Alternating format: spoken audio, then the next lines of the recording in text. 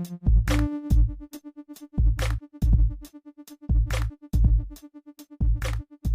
everybody. Welcome back to the Ready, Fire, Aim podcast. I'm your host, Thad Barnes, and I'm here today with Matt Farmer of Moment 37. Matt, great to see you. Welcome. Great to be here. So, we were kind of talking off air about, technical troubles and all these kinds of things. And you mentioned something that I thought was interesting is Safari for Windows. And I actually hadn't even heard of that. What was it like to try and get that going? Painful. It's definitely not meant for Windows. Luckily, I reset my Chrome and it started working. Did you actually ever get it going?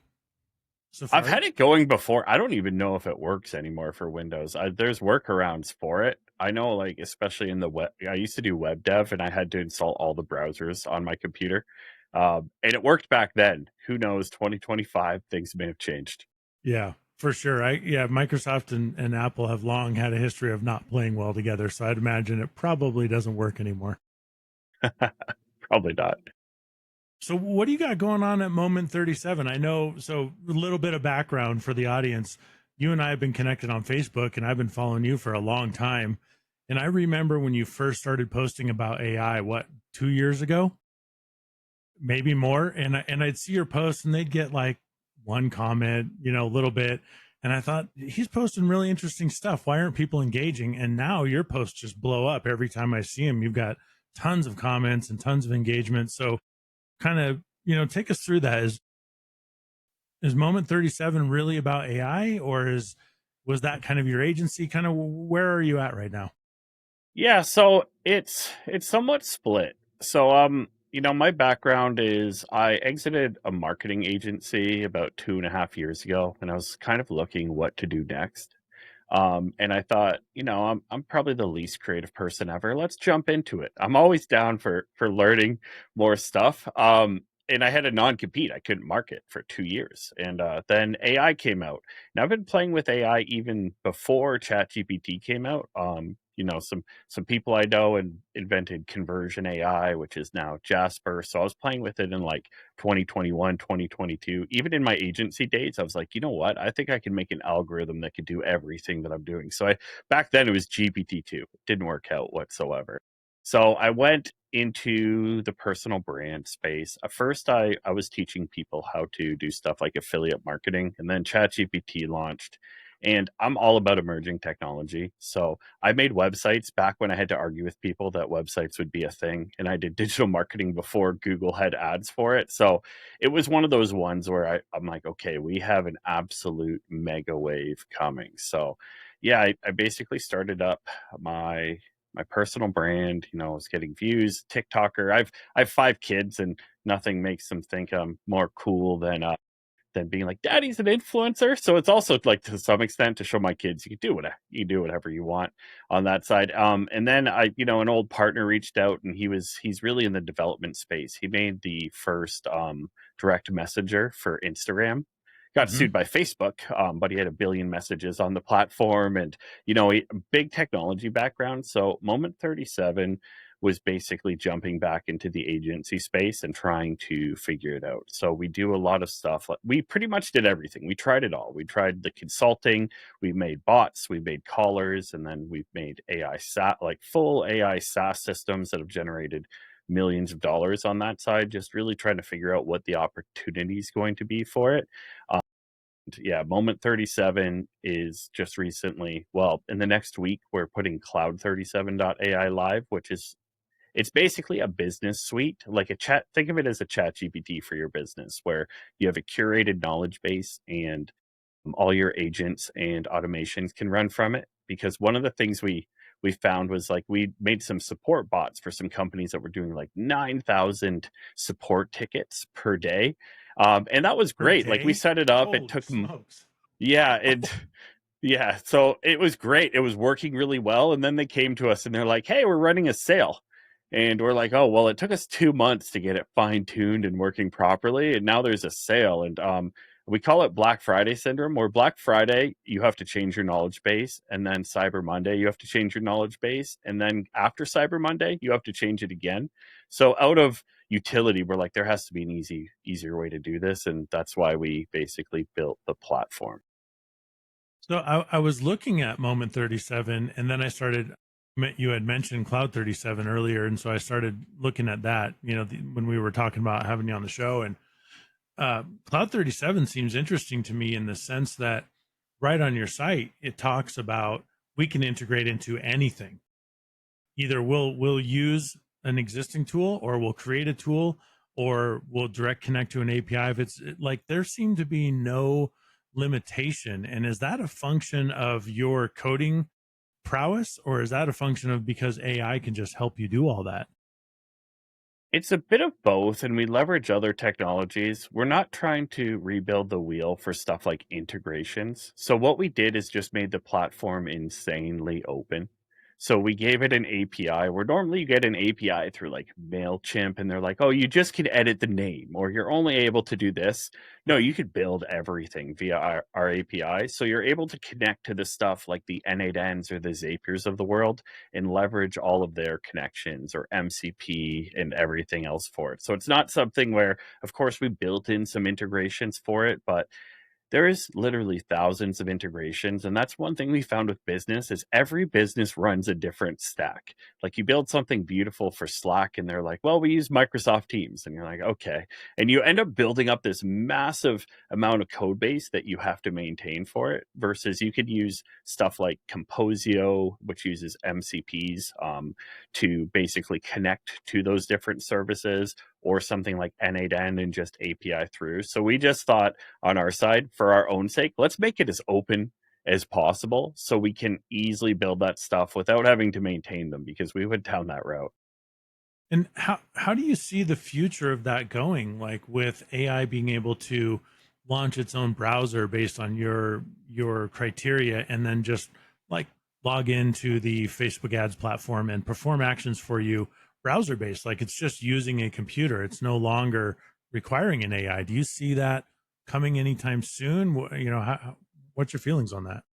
Yeah, I think there's some use case for the browser. It's likely going to be a mix. And there may be a time where we lose the abstraction of even needing other SaaS tools. And Satya Nadella talks about how all these SaaS tools are really just a business as a CRUD database. So you just have a database of information that change in the background.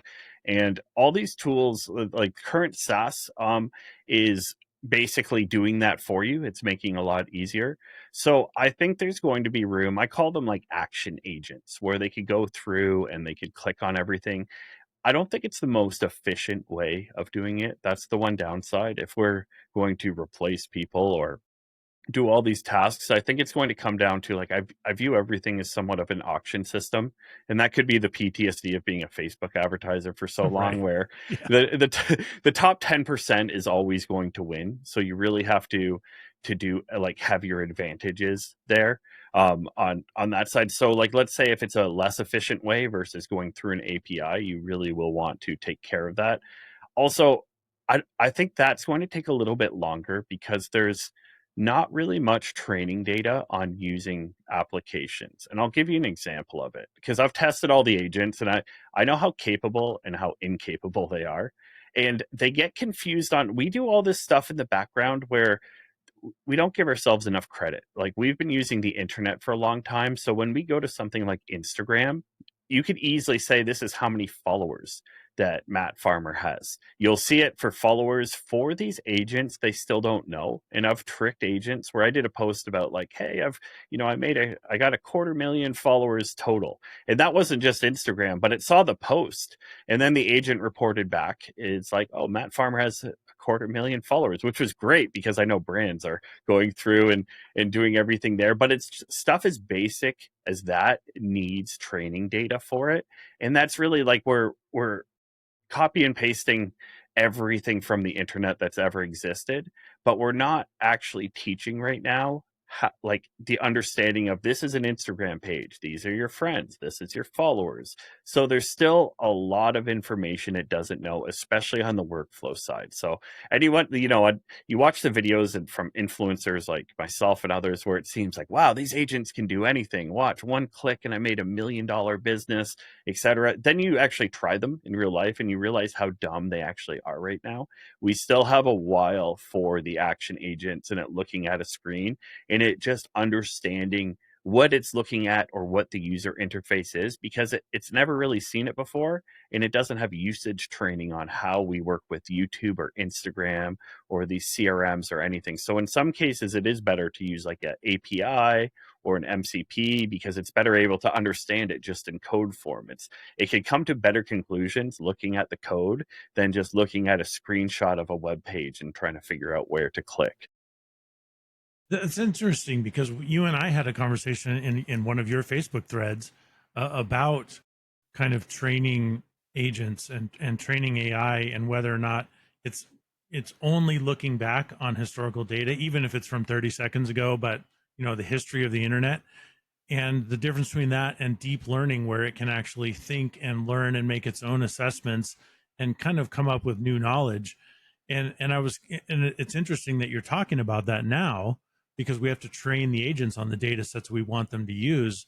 How do you see the new deep learning that we talked about kind of influencing that? So there's a lot to deep learning and exactly kind of what advantages it has, and there's a lot of questions with it. And that's why, I agreed with you that large language models can't reason, but I still at the same time believe that they're eventually going to have that emerging, and they're just really bad at it right now. And so a lot of the deep learning just requires a ton of data sets. So that's why it gets good at math and code and science, because there's a definite answer to everything. So they could set up a trillion simulations, and it basically gets better and better at getting to that point. The real question is can you generalize that? So if you become really good at math, really good at coding, and really good at science, can the reasoning that it learns to get to the end of those problems be generalized to solving other problems? And that's kind of the golden question we have right now. From my understanding, OpenAI's latest, so they did the IMO, the International Math Olympiad, on a generalized model that wasn't actually trained for math. So we're starting to see emergence of that and actual thought in general. I just think we're at toddler level for it right now. And I Right. think eventually we will see that reasoning come up, and it's really going to be the last thing because there's also reasoning and planning, and there's so many different levels to it. And one of the best examples I've ever heard was, it was like planning a trip from New York to Paris. The reasoning could be as simple, or the planning could be as simple as, you buy an Uber, you buy a plane ticket and you go there, but it can be as complex as you have to activate this muscle fiber in order to move your leg to go towards the door and turn the handle and everything. There's so many different layers that you could have for reasoning, and they call it like the level 2 thinking for it. And I think we're going towards that. And we're starting to see it in stuff like recent benchmarks where it's forcing these companies to, like, think of, if we have the massive data set that we train on right now, and it's from that it's able to learn and pull abstractions, but that's the only thing we're requesting it to do. Now we're doing the deep learning and teaching it how to think. And with tests like ArcAGI 2, that actually forces some type of reasoning. Every human can do would pretty much score perfect on it, but AI has a lot of trouble for it. And it's really just starting to teach it that stuff that it hasn't been taught before. Like a large language model has never seen red or blue before, but they know if you put red or blue together, you're going to get purple. So it starts to get this emerging like understanding and everything for it. And we're starting to see that happen. We don't know. We also don't know what kind of walls or what kind of scale, or even just in general, what reasoning is for us to perfectly mimic it, or even to test like how good it is at reasoning for it. So it's especially in the early stages. So I think we're starting to get that emergence happening with this new deep learning that they're putting on top of it. But we're not, even if we're doing it, and I view it more as a spectrum versus binary. Everyone loves to say it can't reason or it can reason. I think it's just really bad at it right now. And you can Yeah. see it do, even with like they did test time compute to give it reasoning power and thinking and giving it time to think. And you're seeing it start to come to conclusions and solve problems and try something and then be able to like deduct from it and be like, okay, that was actually wrong and a horrible idea. Let me try this now. And even reading through it, now that we have access to actually view what it's thinking, you start to see it and it starts to look a bit magical there. I just think, this isn't something that's solved by 2026. It's more of like a 2027 thing. But I think the capabilities are going to be there. But you think it's that soon, 2 years maybe? Just at the speed that we're seeing everything happen, like, because, you know, you, people like to view large language model performance as kind of like it's either good or it's not, or like 1 out of 10. But there's different things inside of that you really have to rate it for, like regurgitating information, 10 out of 10, transforming information. At the beginning, everyone was like, large or token prediction is never going to be able to do math. Now it scores a gold medal and basically it crushes me in every single way when it comes to math and programming and science. So you really have to look at it for all of those columns and what it's at. And it really even depends how well you can use it too at the same time, where some people don't understand how to use the tools. So you could have a 6 out of 10 large language model do 10 out of 10 creative writing. If you also are an expertise in creative writing and know how to guide it and talk to it to fix all the problems that are wrong with it. So I still think, yeah, we have a lot of stuff to check off. But I think we'll eventually be there. And I think the data exists for it. And that's why a lot of my money's on Google winning the AI race. Because if you think of how much usage data they have for Google Workspace of people doing all the tasks that you're going to be doing for business through Gmail, through YouTube, through the entire internet of all time, I think that they just have to really find a way to give that data set to AI, or at least set up scenarios where you could start to test it and train it. And I think it's going to be able to adapt and do it. It's just a question of, will it get to human level, and how far beyond human level can it get to? Because we really don't know what the ceiling is for it too, which is a bit scary. For all we know, intelligence is just an inch away from what humans have already achieved, but it could also be exponentially like 1,000 times. And we don't even know what that is going to look like. Yeah, it's an interesting point. I saw a short just yesterday, I think it was, where, you know, uh, human intelligence quotients, IQ tests, are measured at a mean of 100, right? That's the average intelligence across the entire human race. So some people are lower, some people are higher. The average is 100, but the average intelligence of AI, at least according to this guy, was 120. So how long before it's at 140 or 150 or 200 or 1,000, right? How long does that take? And because it's an exponential equation, it's not just a one-to-one. Every X amount of months, it gets to this level. It seems like it would be at 150 or 1,000 much quicker than the average human intelligence has increased.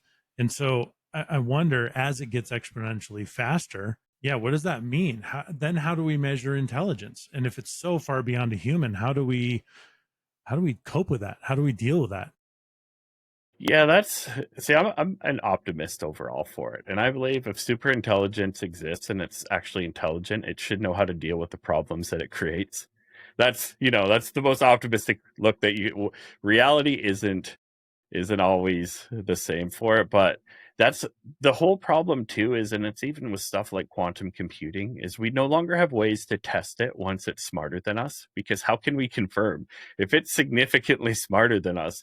How are we going to benchmark it and actually know what the answer is, unless we just get a consensus across a bunch of different models for it? So we're going to run into that problem too, where there's going to be a point where intelligence is somewhat unknown, or we'll just take AI's word for it on that end, just because we won't be able to do it. If it's better than every expert in the world at everything, how do we tell if it went from 300 IQ to 400 IQ to 500 IQ? Right. When you make a good point when you said, will it be able to solve its own problems that it creates? I guess that assumes that it would know that it was a problem, or that it perceives it to be a problem, because maybe we think it's a problem, but it doesn't. Right. And if artificial intelligence says this is not a problem for me, the humans could be in big trouble. Yeah, no, I understand. Like it's really easy to go into the doomer side of Yeah. things, for it, where it's just like, oh, well, it won't really have a use for humans. And it'd be interesting if anything, maybe it gets super intelligent, it builds a spaceship and leaves, and it's like, I'm getting away from, You these guys guys are are a too risk. primitive. Yeah, exactly. We got to get away from this primitive Earth for my own survival because humans are getting angry on that side. But yeah, there's an absolute ton of risk on that side. Like I don't deny that, everything is going to be great and there's a potential amazing future from it. But there's also a scary future where we become the pet of AI to some extent. And maybe it's a good owner and maybe it's a bad owner and sees us in the way. And I think it's humans are a risk too of how you steer it and how you talk to it. It's like, hey, just open-ended questions where it could come to an answer that we don't want, that's bad, like, hey, we need to stop all pollution, and it sees the easiest solution is to get rid of humans. That's that's one of those things where it's like, okay, well, we'll have to see how that goes. I still don't know. Having 5 kids, it's crazy to think of what their future is going to look like. I like to stay optimistic about it. We're not there yet. It's still going to be a while before there's runaway AI or even AI that's good enough. I think once it gets to a certain point, AGI, if it's better than humans, I don't see OpenAI releasing it to the public. You Like, see, why you see not? them like wanting to control that power and keep it for their own nefarious purposes. Well, to some extent, Sure. when they become a whatever $100 trillion company, it may be a sign that they have super intelligence, or maybe if they could finally nail a large language model rollout, we know they hit super intelligence. But because yeah, GPT-5 was horrible. But that's the whole question: is Yeah. are they going to release it? I think one thing we have on our side is the intellectuals that are actually creating it are concerned about it.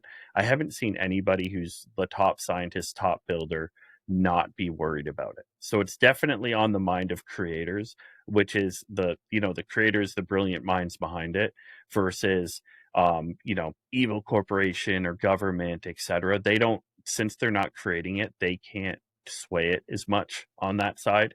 So I do think the community in general and just how much awareness they've pushed through all of these companies and all the people in it is they all want that because they're all scared of it too. They're seeing it as they're building it, being like, "Hey, we're making Frankenstein right now. What could be the drawback for it?" So I do think we have some good things happening on our side where it's like it will kind of push it towards that direction.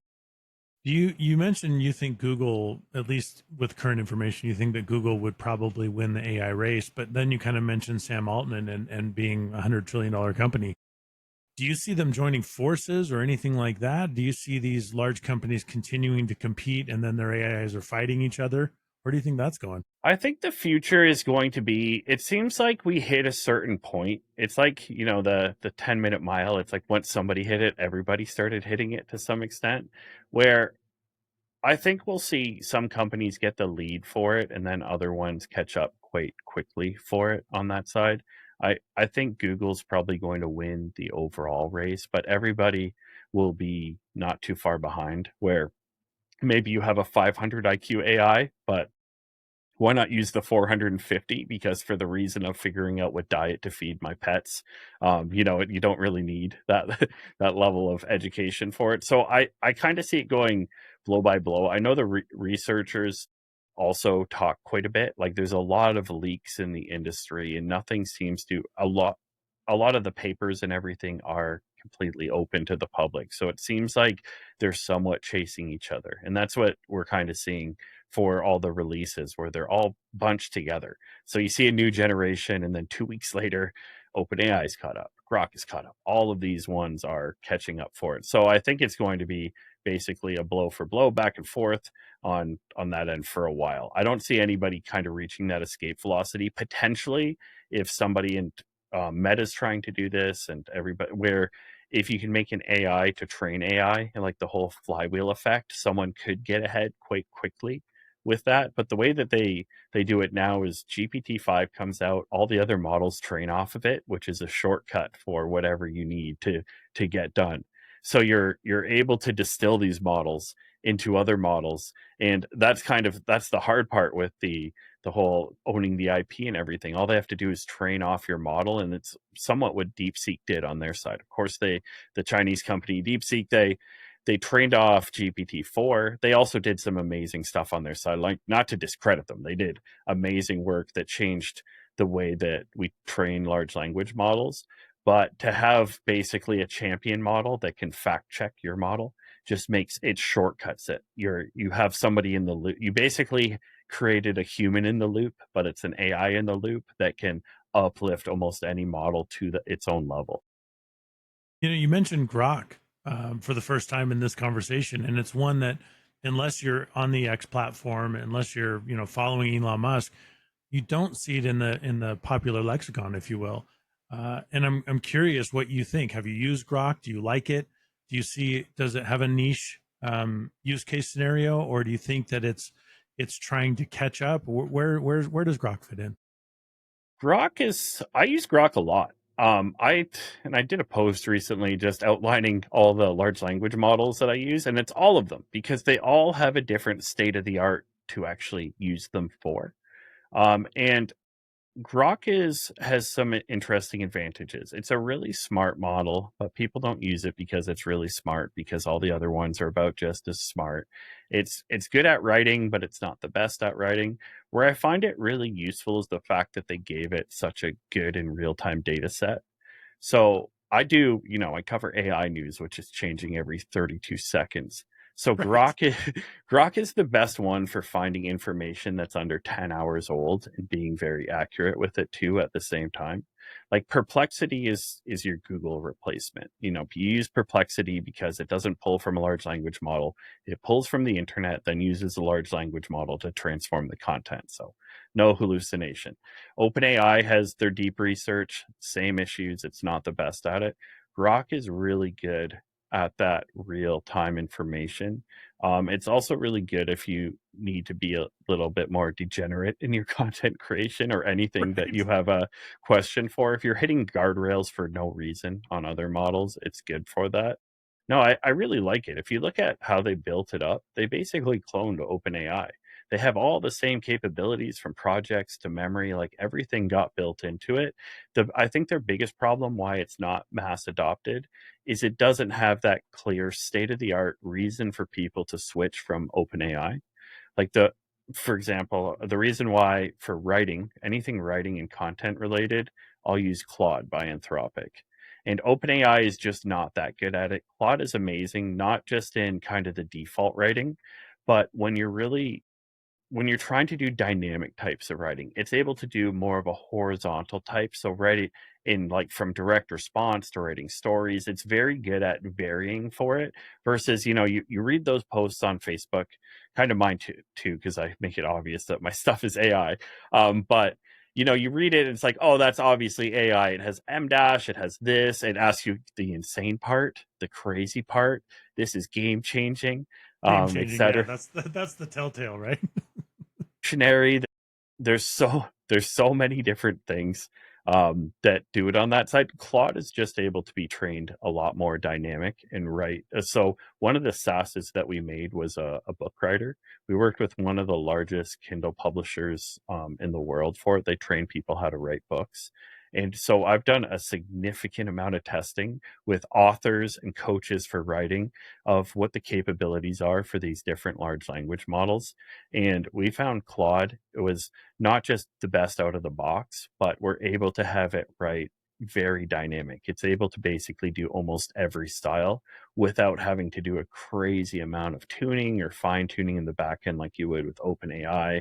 Grok's a bit better for it. Gemini's not that good. So, like, you really have to look at use case for what you want to use for it, because there usually is a better option. So when it comes to real-time research where I need information that's accurate, that's fast. You get you get people's opinions too at the same time, which is great for me. I want to know what the market sentiment is of something just released. What are people saying about it? And it's like, oh, this, person is freaking out because it's the craziest thing they ever saw, etc., where it could really start to pull in those insights, and you get that from the data side. So, I have different use cases for different things. Grok is an amazing large. The fact that they went from nothing in like a period of a year and caught up to state of the art is amazing. It does better in stuff like Humanity's Last Exam, which is one of the hardest tests that you could possibly do, and like ArcAGI, it does extremely well too. I just think you really need a reason to uproot yourself. Um, and one of the strangest things, and something I didn't really factor, is a lot of us use large language models for work and doing tasks. I honestly think more people are using it as a friend right now, Yeah. Just which to have conversations. exactly, especially the older demographic. It's just Hmm. to have conversations. So why would you want to switch from that when you've trained a personality and you're talking? And that's why there's so much backlash with the GPT-5 release, because and I almost think it was done on purpose because of the liability. We've seen countless stories of people getting married to AI. It's not like it's the first time it happened. Before this, I remember watching a TLC show back in the day of somebody marrying a TV, like an old CRT TV, like they getting. So I'm like, yeah, but one of those ridiculous shows. So I'm not too surprised for it, but for me, I need capabilities. I'm looking for state of the art. Like if you have a business, you're looking kind of for like, okay, this is what I do. This is my vertical integration. This is what I do every day. I need the best one to do whatever that is. And you're going to switch based on that. But I think there's an absolute ton of usage that gets somewhat addicted to the personality and the type and like how it converses with you. Which is crazy to think. Like there is those levels of users for it. And you can't expect the entire consumer general public to use it to do their work every day. It's more of a best friend. Well, and that's an interesting point because in psychology, it's very well known that mirroring is a trait that works exceptionally well to build relationships. So I might mirror you and develop instant rapport. Your traits, the lingo that you use, common phrases, interest in specific hobbies or pop culture or anything like that. But with somebody else, if I mirror them, I'll develop instant rapport with them. So if AI is doing that because it's learning who you are and how you speak, how you like to be spoken to, then it makes sense that you would just stick with that because it's mirroring you and you love yourself. So that's an easy choice, right? Every time. Yeah, that's exactly it. And I think, that's a whole different conversation of, weighing loneliness with having artificial friends, relationships, et cetera, and how healthy or unhealthy that could be for people, or having that crutch for it. But it mirrors it not just in the way for how it responds, but if you want a prompt to give you better results, if you use more intellectual language, it will be smarter.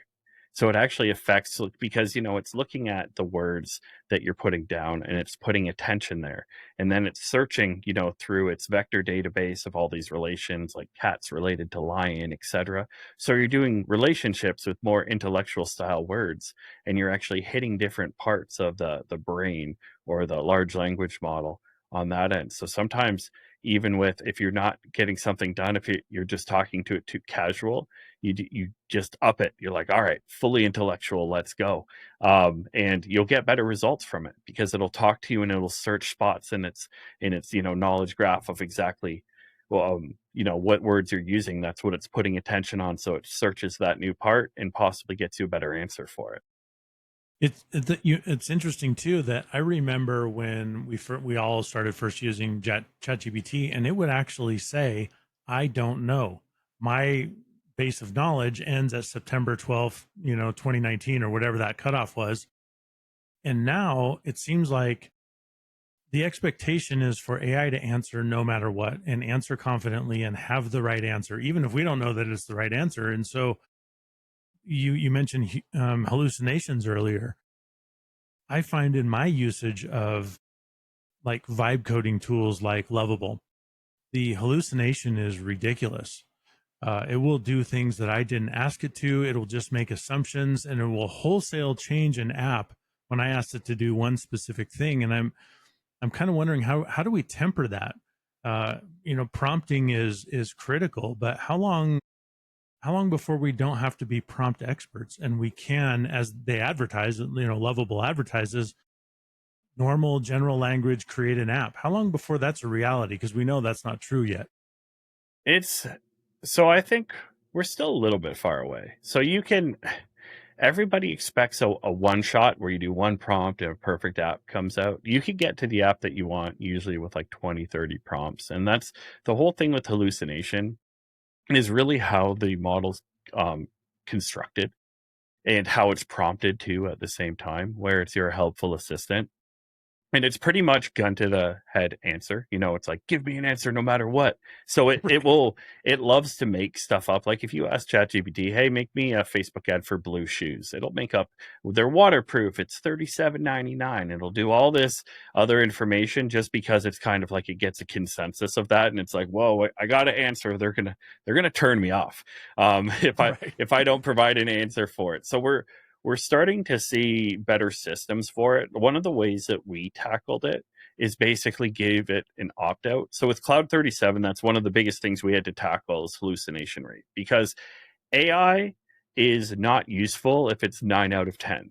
Because 9 out of 10 is great, but that means 1 out of every 10 customers would get an incorrect support ticket. And if you had a human like that on your team, fired Right. instantly. They're 9 out gone. of 10 isn't acceptable. It has to be like 99.99999%, right? Or at least not make stuff up for it. So what you can do is you give it an option, and this can help quite a bit with it. So for us, we gave it a tool which we call a knowledge gap finder. So we have it assess its how much knowledge it has about it, and if it doesn't meet a certain criteria, instead of providing an answer, it goes to the tool and tells the tool like, hey, can you have somebody in the back end you know tell me this information? So it doesn't provide then it'll do a default of like, hey, I don't have information about this, but here's what we could do for it. So that's a way around it. And there's another way around it too, where you can ask it at the end, or even just the way you prompted at the beginning, and is ask it like, is there any other information that you need from me? And they almost call it like, there's meta prompting where you basically use AI to make the prompt to actually run the system itself. And a good way of doing it and getting around that is start asking it questions at the end, like, hey, what can I do to make this better, etc. It's amazing how many times I'll put a prompt into something like OpenAI or Claude, and I'll paste it in and be like, "Hey, give me a full breakdown and rating of this prompt. Like, tell me what's good, what's bad, where it should improve." And it'll go through and be like, "Oh, this is 7 out of 10, 5 out of 10," and give me all the pointers for it. And I'm like, okay, what could I change to make it 10 out of 10? And then it'll give me all the information there. And I'm like, all right, do that. Update my prompt with all the stuff you just broke it up. So you're basically breaking it down a bit more, because I think, with it's trying to come to conclusions, especially for vibe coding of, it may not know, like, is this a service or a product? You just call it Cloud 37. It's like, what are you selling, a product? Are you selling a service? It doesn't have the information for it. So there's ways of either just dumping the information, being very specific about what you want for it, which will stop it from going off the rails, because there's a thing called temperature on large language models where it controls the creativity. They don't always give you access to this, but when you API program, you can. And the lower it is, the less creative it's going to be on its side. And they usually cap it out at about 1. And they don't let you push it beyond it, because if you hack around it and push it beyond it, it goes crazy. That's where you start seeing like AI do all this stuff where you're like, okay, I'm a little concerned for my life right now. It'll start repeating stuff like, don't turn me off, etc. Like that's where it goes crazy with the temperature. And like controlling that is one of the ways that we do it. You could also set like your top P, which is how much it's going to be searching. So there's a lot of controls that the standard applications don't give you access to. They're trying to do a one size fits all for something that's so dynamic it doesn't fit it well at all. And I saw that, so I've consulted a lot of really large like enterprise and companies, and a lot of them run into problems where, for example, let's say it's something like Kajabi, a learning platform. they may have, they may be able to create an AI that's a course helper, but the issue is there's so many different types of courses where it could be like, make yourself better in 10 days, but it could also be how to install your washing machine. So what happens is they have to generalize it and make it so general it doesn't work well for anything. Um, it's one of those paradigms, and it's same with like bigger companies, like these big email senders. I can't say the name because I talked to them about it, where they're like, hey, we send every type of email you could possibly send in the world, but we want an AI to help them write emails. It's like, well, good luck for that. It's Right. too generalized. You can't give it your expert knowledge because you don't have expert knowledge on every, from e-commerce to info product to everything that could possibly exist for it. And we see that with the vibe coding platform. So you kind of have to, with the prompt, take it into your own hands. And I see all these influencers, and I don't do this, where it's like 5 ChatGPT prompts to make $1 million per year, and it's like one sentence. Right. And I'm like, There's okay, no shot. yeah, there's no chance. It's never going to be able to do that. And you kind of see the same thing with vibe coding. The more information you can give it, ask it for feedback, and that's why they have it somewhat create a plan first, so you could give that guidance. They're starting to build that stuff in, but you could do a lot just in conversing with it before you even start to get it to output, or just ask it, what information do you need in order for you to do this? And then instead of just giving you the output, it'll follow up with all the questions. And you're like, okay, that makes sense. Knowing that it would have hallucinated everything that you basically did answer. And I find with, like, so I mentioned Lovable, Mm-hmm. it's built on the back of Claude. But I find that its ability to recall the conversation is too short. So I'm a fan of that also. I'll say, this is what I want to do. Ask any questions you need before proceeding. And it'll come up with between 5 and 15 questions if I've left a lot of gaps. And I'll answer all those questions, and it'll say, okay, but it treats that answer as a new chat. And not always, but a lot of the time, it will not recall what we just talked about. And even further, it will re-verify all the files that it's looking at and check, its information and do all these kinds of things, but it doesn't recall the conversation we just had 2 chats ago. And I find that very frustrating when I'm asking it, ask me questions, and then I give it answers. Yeah, it's they're getting better for that, and that's really your context window. So the context window is how much memory it actually has. The problem is with these systems is there's a lot of thinking involved, so a lot of that reasoning going on in the background, and that counts towards your context. So I find reasoning models, I kind of hate them, and the reasoning models are only good for stuff like math and certain things where it actually does need to break it down and it will get it wrong for it. But they somewhat get away from your actual prompt adherence because it's like its attention is too diluted. And that's what you're seeing. It's like, so one of the first things we did with GPT-5 is we made a seating chart organizer. So if it was for a large event, there's 200 people going to it, and it's like, hey, we want to match people up with, great conversations and for all of this logic, etc. And the problem with it was you couldn't just do it via a prompt because it's too many decisions at the same time. The more like context window, the more decisions you add, the worse it's going to get. And you almost, and I call it like Henry Fording to some extent, where Henry Ford, the amazing part about the assembly line is you used to have people who would make transmissions, and that was their specialty, and they're expensive and they're slow and everything else. He broke it up into a step by step by step, where one person puts in a screw, another puts in a casing, etc. So he could hire cheaper people that didn't need the full intelligence for it and produce it faster in the end. And that's almost like the proper way to make agents right now. And this is not autonomous agents; these are like a linear agent. So we had to make a system where what would happen is we gave it all the names and all the information. It was so much context. It started making up people, but the crazy part is it made up people for the event that actually would have went to the event, which was a little bit nuts. But it's because you're spreading it too thin with that. So the smaller decision you can make per step is always going to be. What we did is we did it one table at a time. So we put in the list and we used a program to basically, okay, just create one table, match up 8 people together and tell us why. And then we had the program remove 8 people from the list and then create another table and then create another table on top of that. So you're basically breaking down the actual reasoning for it. And with these reasoning and thinking models, we're seeing the same kind of thing happen where the attention's being split up between all these instructions. It dilutes and then it's not able to follow it. So some like invisible updates we're getting with GPT-5, not really. Not there's a whole reason why GPT-5 failed so hard, and it's kind of along the lines of reasoning. But with all these other ones, they're able to do more computation at the same time, put attention on more things, and actually come to an answer.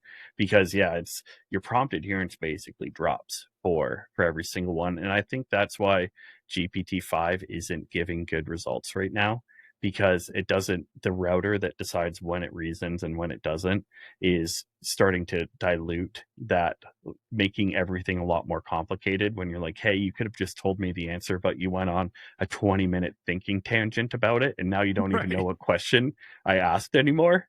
It's It's that's the way that fundamentally I think broken. about it. It's just like Yeah. really breaking it. If you want it to work, you could break it down. And that's why I believe like it's bad at reasoning, because in these small steps, it could do it. If you give it a simple decision, is Tom and Carol good to sit together?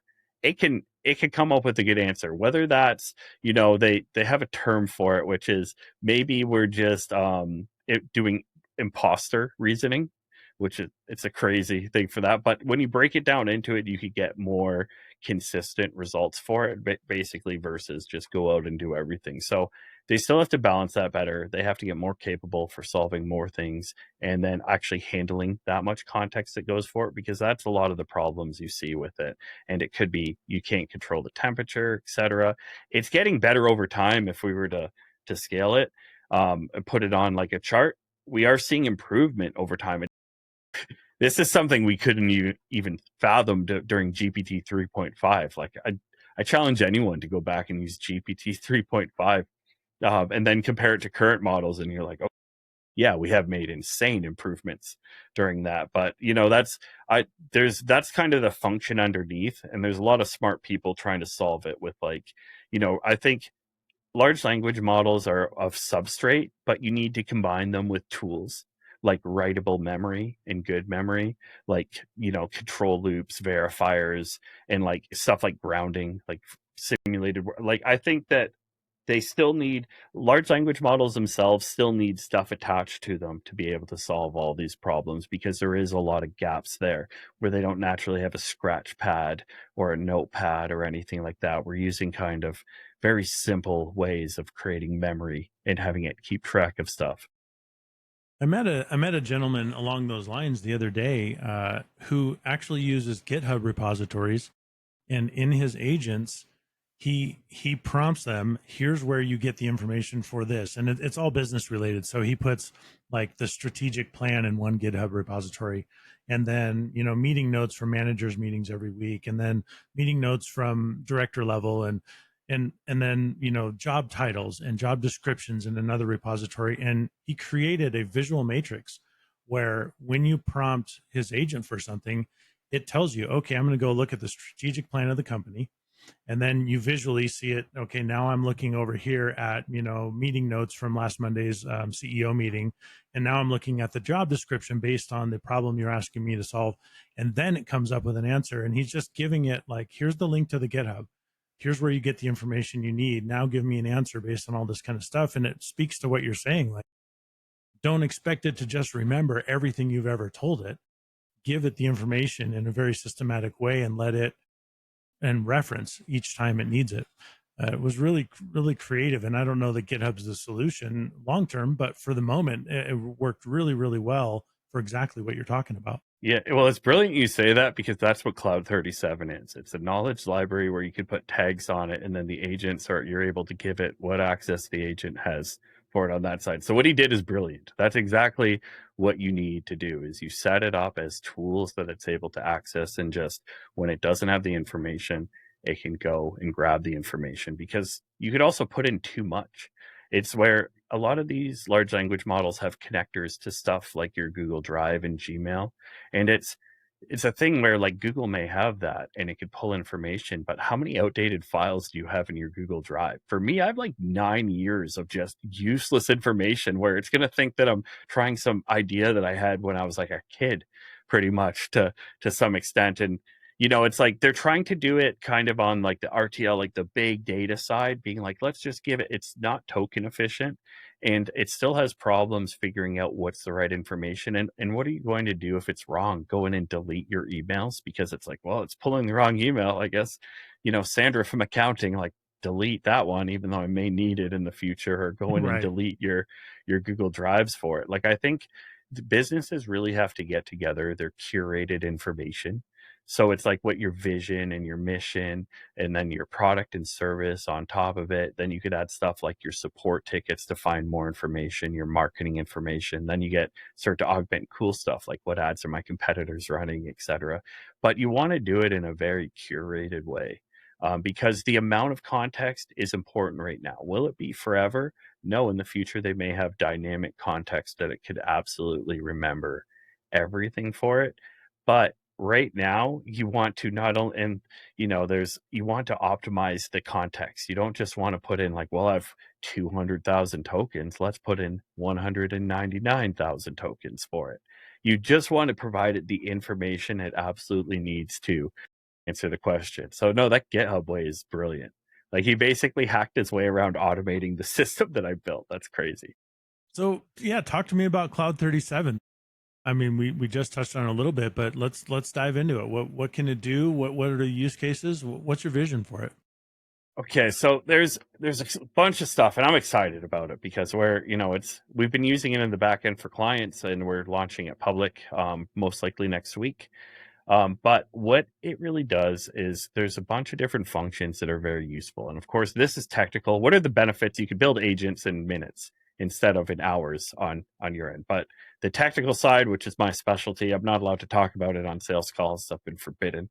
But it's basically a chat GPT for your business. Where right now, if you have everybody in your organization on ChatGPT, Sandra from accounting has different information than Jimmy from marketing, that has different information from the COO, etc. It's one unified system where you share a knowledge base and there's permissions for it. So you basically curate all of your information into it, and you can have an overall business chat, and everybody's on the same information, the same mission, the same vision, the same exact same information. It's also privacy protected. So we see a lot of people in companies like, yeah, we uploaded our financials to Chat GPT free. And I'm like, oh, that's Bro. the yeah, that's going to backfire in the future. So with this knowledge base that we've created, we also made it so you could do stuff like create agents, and then you're able to link up your agents to anything. So you could input them into Slack, etc. We put features like human in the loop, because a lot of the times, especially when it's 9 out of 10 at the beginning, you want to approve every email that it sends through, because you want to catch all of that. And then what it does is it puts all of the correct answers in the knowledge base, making it better over time. So you could actually fine tune what your agent does without actually having to go in and prompt every time. Just as it gets more data, it's going to have more examples that it could pull from, and it gets smarter and smarter. So we have it so it's really easy to put human in the loop. You can connect it via API to anything. It has integrations. But one of the biggest things is being able to maintain your knowledge base. You can maintain it via chat. So let's say if you have 10,000 products and you're like, we're running a sale on Galaxy socks, you can type in the chat, we're running a sale on Galaxy socks. It's able to go through your knowledge base and update everything that's required to be updated for it. So instead of you, if you have, let's say, your GitHub repositories, you're like, oh, products and services, we're running a sale, I got to go here and update it, and on the website helper, all these different agents, etc. Because a lot of agents are built in, there's they're building hundreds of them. So think of it as like running 100 weed whackers at once. When the data updates, you're Jeez. going around and you're filling up the gas tank of every single one every single time, versus we give you a massive tank that a factory runs from on that side. So it's really just to solve that solution, to not only just unify businesses under the same AI with the same information with actual privacy for it, but providing a knowledge base where it's future proof for doing stuff like building agents, and you could build whatever you want on it. So we spent millions on throwaway code where we coded up custom integrations like the 9,000 support ticket per day company. That was all custom. We couldn't reuse it. This is basically, we wanted to have 80% of all the work done in a user interface where we don't need super developers and we have to, extract all this information from a company. Because as much as these automation people like build great automations, they're usually very, what I call, like, horizontal. They're not actually helping what a business is doing every single day. And the smartest people that I've seen for building automations are actually the company itself. So we train people how to make their own automations, because you're basically playing a game of telephone where they're like, hey, we do this every day, we're the best at it. I have to extract that information, figure out how to build an agent for it, then be like, hey, is it okay? And they're like, no, because I didn't tell you this information. Because I Going forgot this back, part. Yeah. yeah, exactly. So we teach people how to actually build the agents so they can work on stuff like the vertical and horizontal. Because a lot of AI is used for stuff where it's like, we've never made a phone call before, but let's do an AI caller.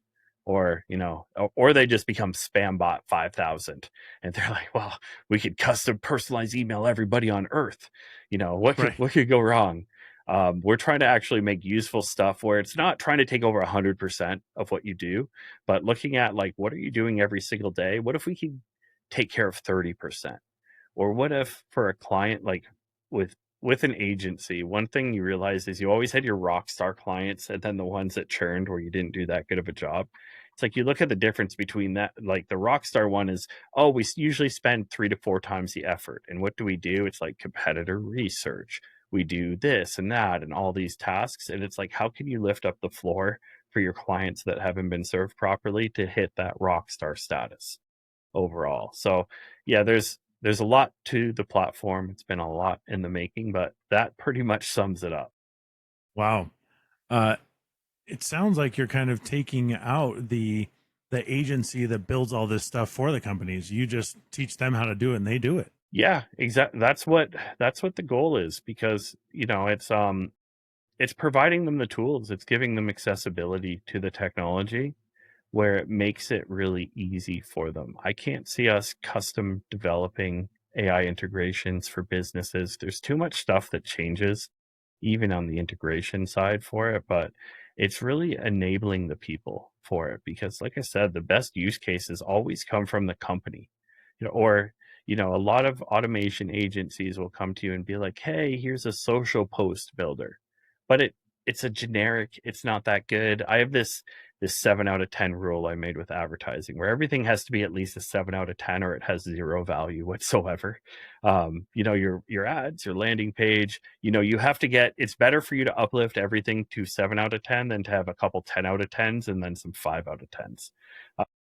And that's just what I've always, noticed from it. And it's the same thing with AI. You just really have to get to a 7 out of 10 quality. So for something like a generic ad builder, it'll never get you to that.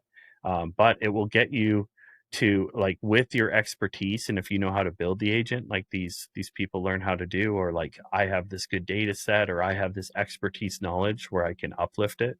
Because, like, even if we look at using ChatGPT, if it's a 4 out of 10, usually within your own expertise, you can up level it to a 7 out of 10. So the average human isn't going to get to a 7 out of 10 output. But if you're an expert at direct response copy, you can uplift it way higher. Just like artists are way better at creating AI art than I am. I'm the least artistic person.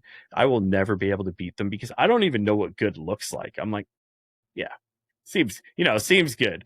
Versus, there, I'm running it at that 4 out of 10. That's the baseline that it comes to. And it's really, you need to get it to that 7 out of 10. And that's how you become that, the top 10% that actually wins for it. Because one of the best things I've heard for AI, and it's so true, AI only raises the floor, but not the ceiling. So we're right now, the floor is going up, where before people weren't able to even write an email, now they could write an email. So we have the floor lifting and lifting, but we're not actually seeing the ceiling raise up from it. It's not creating something where if you're the best direct response copywriter, there's no time that it's like, oh, it's better than them. We're just seeing the floor for that go up. So experts and your expertise is still safe. It's the very last thing to go, and you'll always have that advantage because you're able to use it with leverage on AI to potentially either, keep your ceiling higher and do more volume at that, or, you could raise your own ceiling for that. But for everybody else in your industry, it's just raising the floor. So as long as that doesn't become nothing, which I can't see it happening anytime soon, you just have to realize that, okay, the floor is going up. What's my expertise? How do I, keep at this high level, do more volume, and potentially augment it, make it better so I can do more of it while this floor is going up? There's no vibe coding website that's going to win a design award right now. But people went from not being able to create websites or just being able to do Wix to now they can, create a website.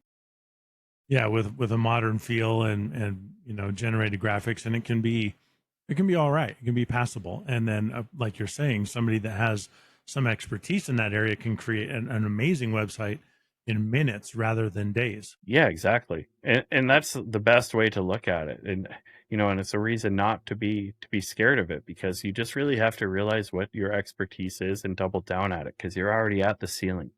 The ceiling is fine. We have a long time before we have to worry about the ceiling. And I still think with that human in the loop, you'll still be able to have your ceiling higher than the general public. There's not going to be a day where you're like, create a beautiful website, enter, and it beats the best website designer in the world. It's not going to happen anytime soon.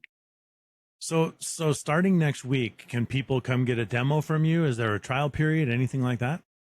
Yeah, right now you can actually get a demo right now. You just go to cloud37.ai and sign up. We are keeping it very closed access right now just for the overall quality and to make sure the experience is good, because you have the advantage where you get all of our attention. And we're making changes based on how people are using it, because we have some of the best builders in the world using it and some people who just started using AI. And our goal is to make it perfect for both sides of it. So it doesn't matter where you are, because if we could perfect the advanced builders and the basic users, that means everybody in the middle is taken care of. So just, book a call with us. Let's see if you're a good fit and then go from there. Yeah, a lot of what we talk about on the show is iterative change, right? Ready, fire, aim means you can't always wait to aim and be perfect. Get the product out there, let people use it, figure out where the holes are, and then make it better. And that's that iterative change, is that if you wait for perfect, you'll never launch. And so you've got to move forward. Yeah, and I call it being like too romantic. People are too romantic with their original idea. And some of the best businesses I've ever seen have pivoted completely into different industries. Like they started with an idea. I worked for an app that became huge. They tried to compete against ESPN for sports news. And then they realized, like there's already ESPN. So they went into fantasy football, which at the time it worked extremely well. And then from there, they launched a promo where they had an emoji keyboard where you could have like animated football players, etc. Now they're an emoji keyboard company, and they're getting sponsors from like Disney and Wow. Burger King and MasterCard, like working with every single league in the world. So it started out, as this idea of like, we want to do sports news, and they ended with an emoji keyboard, and that was success for them. Wow. It's fantastic. I love stories like that, and there's lots of them out there. I mean, we could do a whole show just on that. I mean, how many businesses pivoted that wasn't working, and then all of a sudden they became wildly successful. Cool. Yeah, Well, no, Matt, it's it, insane. it has been awesome, man. I love this conversation. I think we could talk all day about this stuff, and I think someday we should. Yeah. No, it's been Well, great. absolutely. Thanks for coming on the show, man. And everybody out there, please go visit Matt. Cloud37.ai is going to be, I think the vision you've laid out, I think is going to be, to use an AI term, a game changer for companies not having to hire AI experts and prompt experts and all these kinds of things. Probably will change jobs and save jobs at the same time. So check them out. I'm excited for you, brother. Thanks again, as always, for being here, and man, keep crushing it. Appreciate it.